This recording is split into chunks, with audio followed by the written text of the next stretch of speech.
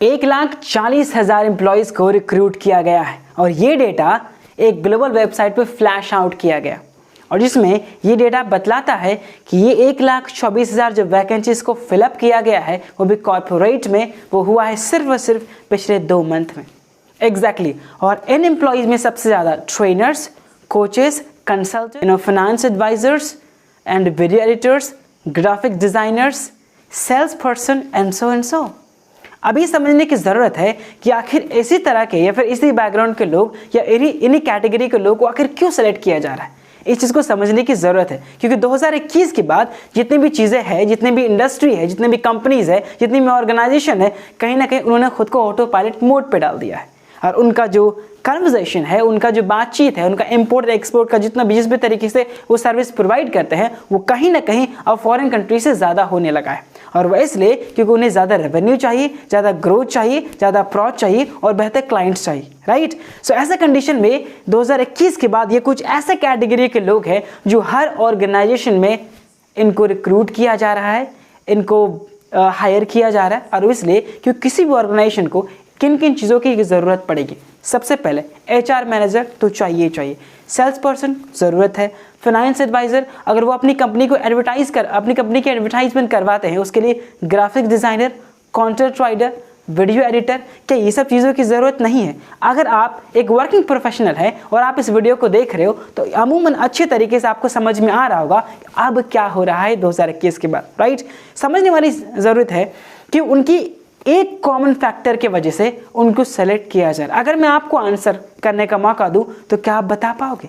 चाहे HR manager हो, चाहे एक स्पोक्स पर्सन हो, एक फाइनेंस एडवाइज़र हो, एक सेल्स पर्सन हो, क्या कॉमन फैक्टर है जिसके वजह से इसी तरह की कैटेगरी के लोगों को सेलेक्ट किया जा रहा है, हायर किया जा रहा है? आप बता सकते हो?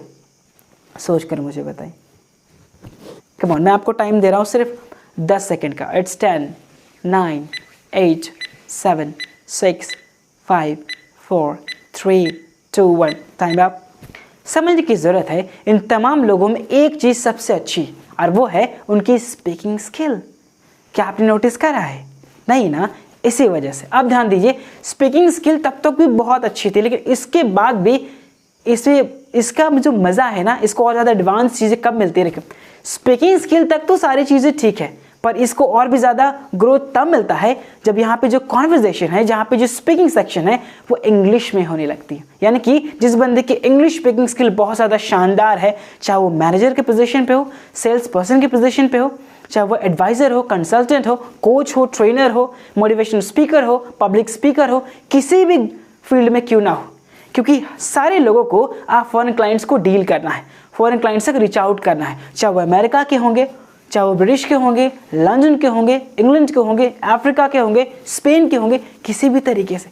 इनफैक्ट मैं अपने ऑर्गेनाइजेशन में अब मैं अपने क्लाइंट्स को जो ज़्यादातर अभी एक बैच मैंने पहले ख़त्म किया है जो वॉइस एंड एक्सेंट की ट्रेनिंग में दे रहा था, वो सारे के सारे लोग स्पेन पे थे। आप सोच के देखिए, अगर मैं अपने एम्प्लॉयज़ को ट्रेन ना करूँ, अगर मैं अपने सेल्स पर्सन को ट्रेन ना करूँ, अगर मैं अपने काउंसलर्स को ट्रेन ना करूँ तो क्या ये पॉसिबल हो पाएगा?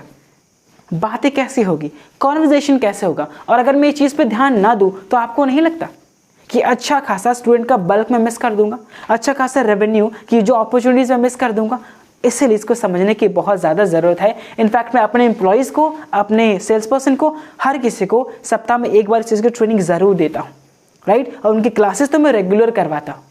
आपको समझने की ज़रूरत है। अब बात करते हैं आपकी, ये मेरी बात नहीं है, ना किसी और चीज़ की बात है, अब बात है आप पर कि क्या आप भी वैसे लोगों में से हो जो बहुत ज़्यादा रेवेन्यू जनरेट करना चाहते, करियर में ग्रोथ चाहते, अपना प्रमोशन चाहते, अपनी इंडस्ट्री को आगे लेके जाना चाहते, कंपनी को और ज़्यादा बेहतर बनाना चाहते, खुद को इंप्रूव करना चाह रहे, खुद को इनहेंस करना चाह रहे, बहुत सारी अपॉर्चुनिटीज़ को क्रिएट करना चाह रहे और खुद को एक अच्छे पोजीशन में लेके जाना चाह रहे? अगर आपका जवाब हाँ है तो आपको एक चीज़ सीखनी पड़ेगी, एक चीज़ पे कमांड हासिल करना पड़ेगा। वो बाद में देखेंगे कोई स्किल कौन सा है। अगर आप टीचिंग कर रहे हो, स्पीकिंग स्किल चाहिए। अगर आप ट्रेन कर रहे हो, स्पीकिंग स्किल चाहिए। इसमें भी एक इंग्लिश स्पीकिंग अगर हो जाती तो कहते हैं माशाल्लाह, काफ़ी ज़्यादा शानदार हो जाएगी। और इसलिए नहीं क्योंकि मैं कह रहा हूँ, बल्कि इसलिए भी क्योंकि अब वर्ल्ड डिमांड कर रहा है। आप अपने आप को एक लिमिटेशन भरे जोन में तो नहीं रखना चाहोगे, राइट। अब सवाल है, अगर आपके बारे में बात करूं तो ऐसा नहीं आपने खुद के ग्रोथ पे काम नहीं करा होगा, ऐसा नहीं कि आपने अपने स्पीकिंग स्किल पे काम नहीं करा होगा, राइट।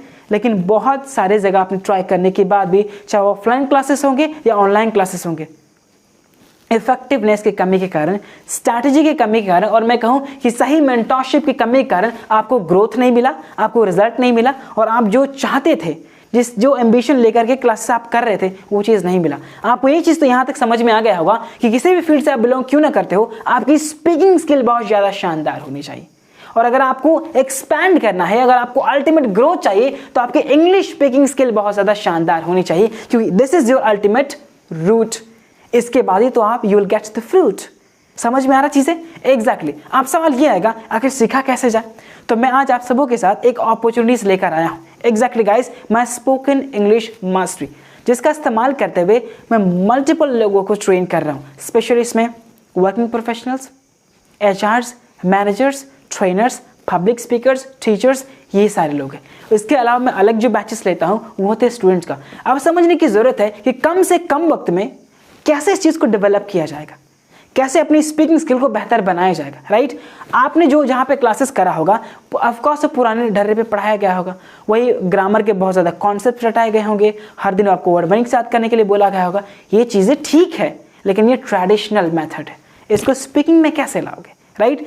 इस चीज़ को ध्यान में रखते हुए मैंने स्पोकन इंग्लिश मास्टरी को लॉन्च करा है, जिसका इस्तेमाल करते हुए हमारे स्टूडेंट सिर्फ 16 से या फिर 16 से 18 दिनों में हम बहुत अच्छे तरीके से रिजल्ट्स को डेवलप कर लेते हैं, वो फ्लुएंसी को डेवलप कर लेते हैं। क्योंकि यहाँ पे हम लोग बेसिकली आपके वोकैब पे, आपके बेसिक्स पे, आपके सेंटेंस फ्रेमिंग पे, आपके फियर पे, आपके प्रेजेंटेशन पे, आई कॉन्टैक्ट पे, बॉडी लैंग्वेज पे, बॉडी अपीयरेंस पे, प्रेजेंटेशन स्टाइल पे, डिलीवरी पे, प्रोनाउंसिएशन पे, हर एक सेक्शन पे बिट बाय बिट मैं पर्सनली काम करता हूँ।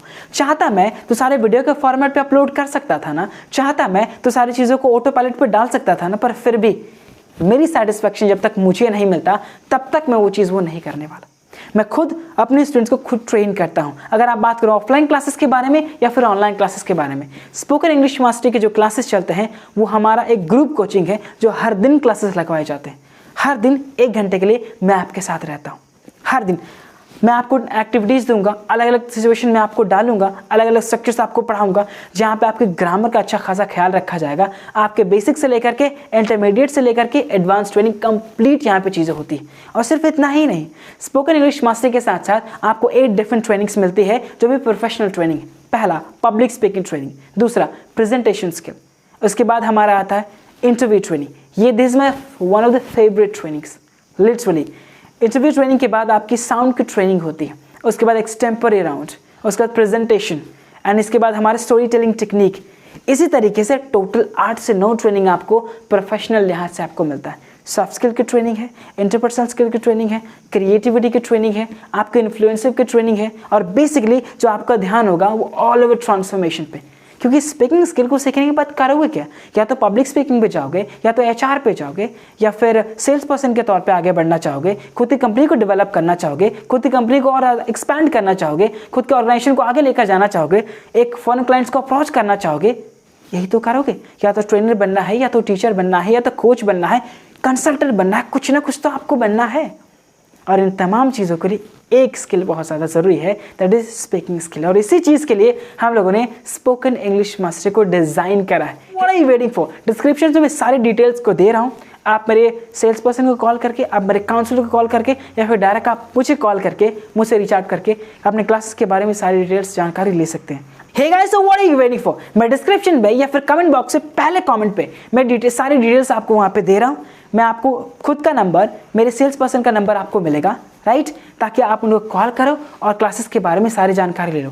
Believe me, this is going to be one of the most incredible training that you have ever attended in your life, right. आज के लिए इतना क्लास काफ़ी है, मिलते हैं अगले वीडियो में। चलो tata, bye bye, tata, take care.